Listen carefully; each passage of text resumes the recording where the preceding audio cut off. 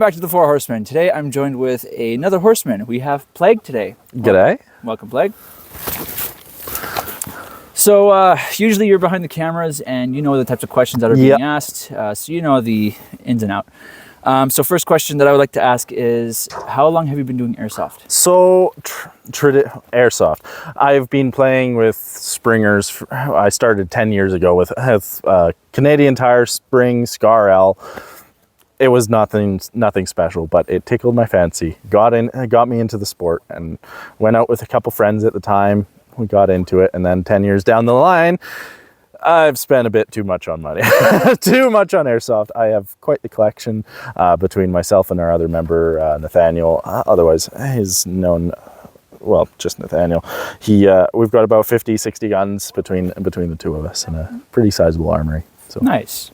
So now, what got you into Airsoft? A couple buddies of mine at the time, they said, hey, why don't we play Airsoft? And I was like, what the heck is that? And so they lent me a little spring handgun, and I was like, oh, that's pretty cool. And then we ran around their property and shot each other. It was fun. My mom was pretty pissed off, but such is life. So now, you say you started off 10 years ago, yeah, right? And you used Springers.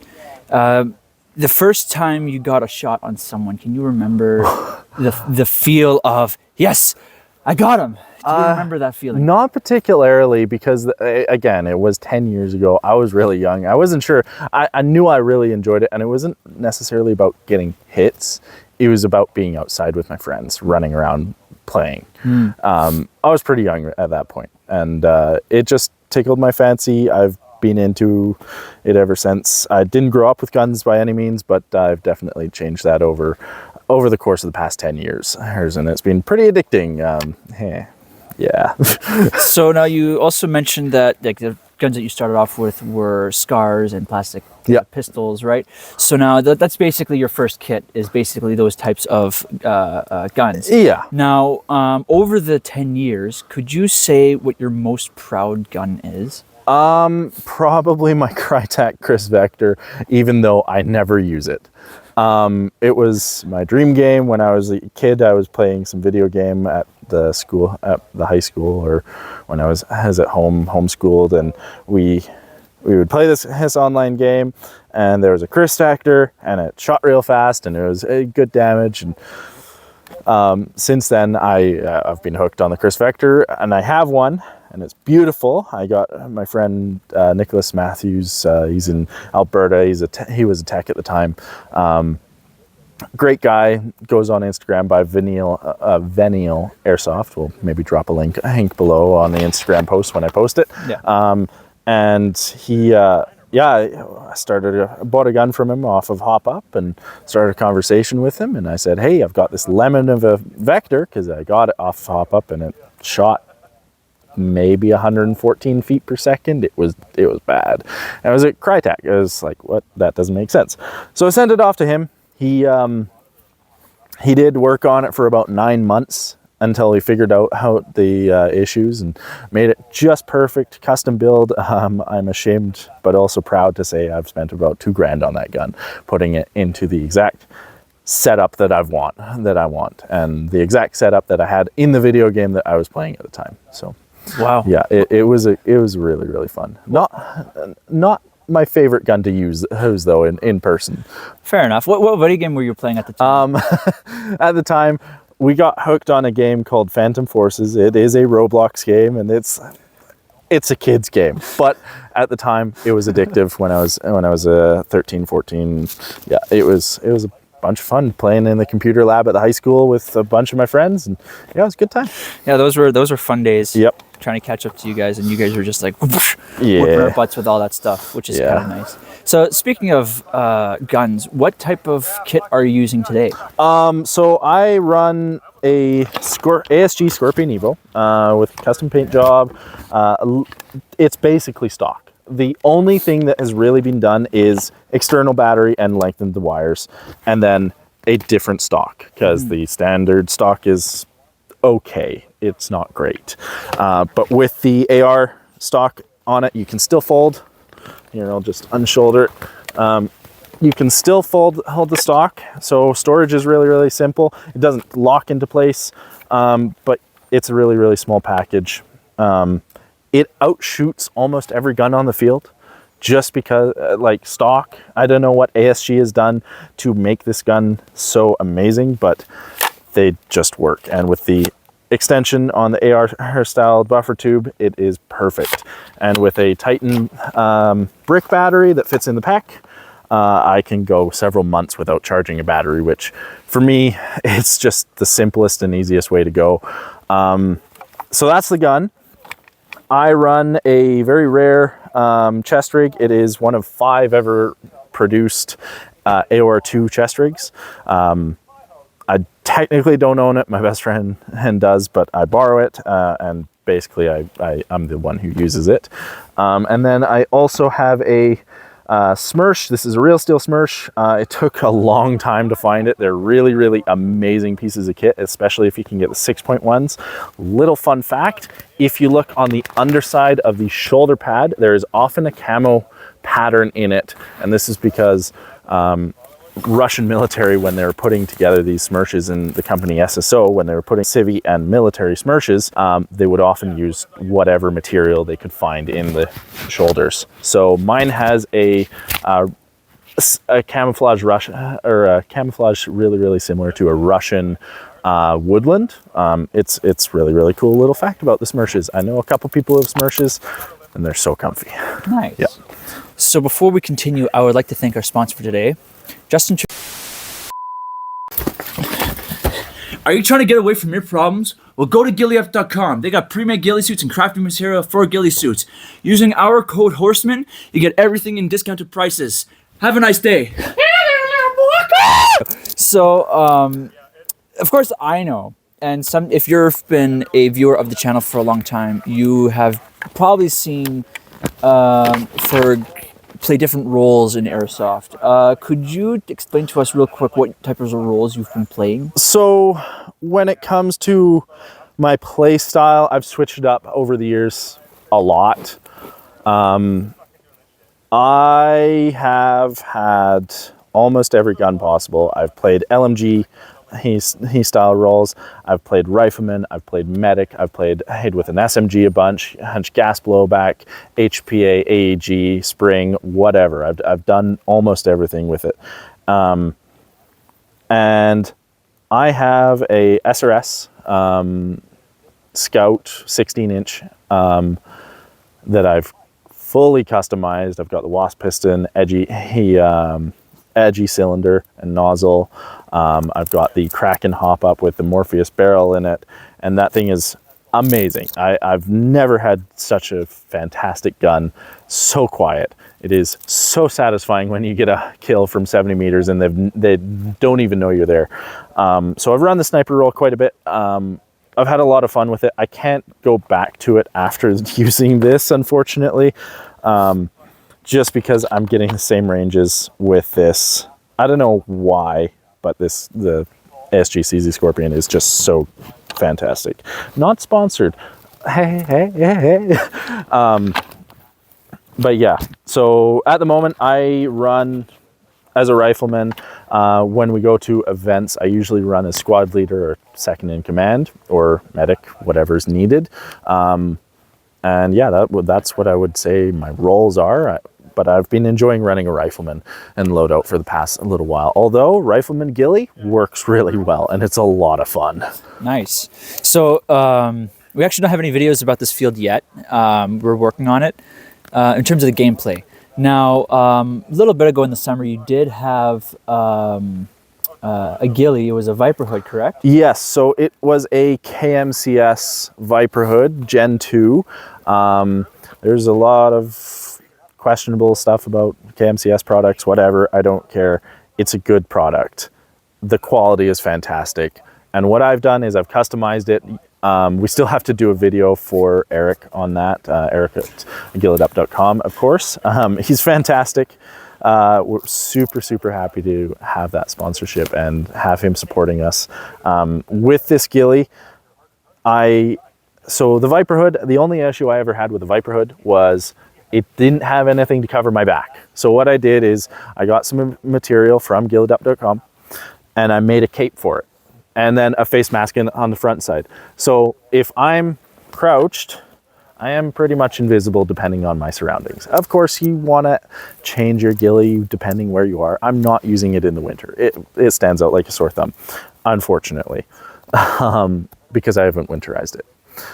But the amazing part is you can change your ghillie up so easily with the products that you can get from Eric there, and I'd highly recommend his store. And I've never had better customer service. Perfect. Yeah, so go visit ghillieup.com, as we mentioned in the ad. Yeah. So now you did mention events just a little bit, and what events have you gone to, for example, Milsim's? So when I was younger, we had a pretty local event here happen. One of the guys that I was originally on his team, it was the Bad Company Misfits team, that patch right there. Do you want to come closer? Yeah, take a look at that patch there. Come. Yeah. So a really, really amazing group of guys. They got us the support we needed to get into the sport and actually go to these events. Unfortunately, life got in the way and they haven't been able to make it for the past couple of years as they've got kids, families, moved away, etc. So the team's kind of broken up a bit, but they got us to where we are to start with. So the main guy, our squad leader from that squad, he started an event called White Wolf a couple of years ago, and that was my first event. It was like a 2-day skirm. The idea was cartel versus DEA. We were smuggling drugs back and forth across the town. It was a lot of fun. It was super silly. We got arrested and put in a little jail cell, but before the game we had hidden all our guns in the jail cell, so we just broke out constantly. They got really irritated with us. So that was my first event. My second event happened a couple of years later than I wanted it to. We were going to go to Crossfire with the Bad Company Misfits team in 2020, but COVID of course happened, and so we couldn't do that. So along comes 2022. Myself and a friend are like, hey, let's do it. We've always wanted to. So we went to Crossfire 2 in 2022, and we went as a sniper team, and we were assigned to a random squad, and we just had a blast. It was the best experience ever. Since then, we've also gone to Trigger Airsoft's event at the same location in 108 Mile Ranch, which was, I never remember the name of this event, but it's a fantastic event. Last Stand. Last Stand 2023 was a blast. We had a huge amount of fun. Met some amazing people. We're going to roll with them again this year. Hopefully we get footage this year. Unfortunately, the footage we need to work on batteries and stuff like that for our cams, unfortunately, for these longer events. And going through that for the editor, Kareem, it's a lot to go through. So there's a lot of work when we go to these events if we want to do footage. I'm very picky. He is, but that's okay. Yeah. So those were the main events that I've gone to. I've gone to several different fields and skirms across British Columbia. I really, really want to go to a Milsim West with a couple guys, but I also want to go to the Rev Games at Ballahack Airsoft in Chesapeake, Virginia. They are the dream. They're just a role-playing fun game. I would love to reach out and make that a possibility at some point. Nice. Yeah. That's awesome. So now, you said that you went all over British Columbia, or a little bit of went all over British Columbia. So where have you gone? So I have played in Prince George, Burns Lake, Houston, Smithers, Terrace, and then of course our fields that we've switched around a couple times, and we've played at several different fields in the local area that started on my friend's farm. Then we moved to the lower field, held down by town there, and now we've moved up here, and so I've gone to several fields held over the years. Nice. Yeah. Do you have any goals for yourself in your airsoft career? My goals is just to refine my kit, have fun, meet amazing people, grow the community, and enjoy myself and hang out with friends. Nice. So now when you are introduced to a new airsoft player who doesn't have any experience or doesn't have the gear, Yeah. and they're very interested in dipping their foot into the water, what would you recommend for them to do? I would recommend for them to go to the local field, grab a rental, and try it. Try it before you buy it. My recommendation for their first airsoft gun would always be a G&G CM16. They're super cheap, they're reliable. I know people who have had them 10 plus years and they just consistently work. They don't need anything done to them unless you want to get serious. The main thing I would do personally, if I was helping someone through their first game, is I would stay with them or stay around them, always giving them tips and advice on what they could do, and just mainly making sure that they're feeling comfortable and enjoying themselves. And I always check in with people before and after the game, whenever we have new people or young people out. So Cool. Yeah. What's your favorite Tim Hortons product? Oh shit. Probably just a regular coffee. There you go. So if you ever meet this guy, just get him a regular coffee from Tim Hortons. Yeah, well, thank you guys for joining us at Airsoft Interviews. If you want to catch us somewhere, we're probably at Tim Hortons just hanging out. We won't tell you which one. You have to figure it out for yourself. Yeah, if you're interested in Airsoft, we actually do have a few other episodes of Airsoft Interviews. If you want other expertise or any other ideas, go check them out. They're really interesting.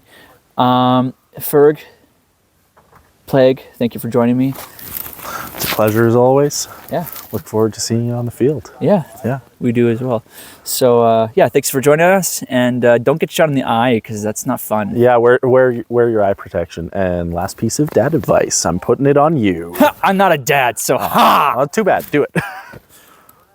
Whenever you go to Tim Hortons, get the apple fritters, and make sure you say a apple fritter. Not okay? 8. Don't be this guy. I'm specifically saying A, like just the A, okay? By the way, that's a different story, which we'll get into in the future, a apple fritter. So we might actually make that into a patch. Yeah. A apple fritter. So you know how it works with a dozen? Yeah. Well, now a apple fritter becomes something like a dozen, but it's specific to 8. Yeah. But we'll get into that at a later date. Anyway. Yeah. Yeah, thanks for joining us, and we'll see you next time. Yeah. Take care. Bye.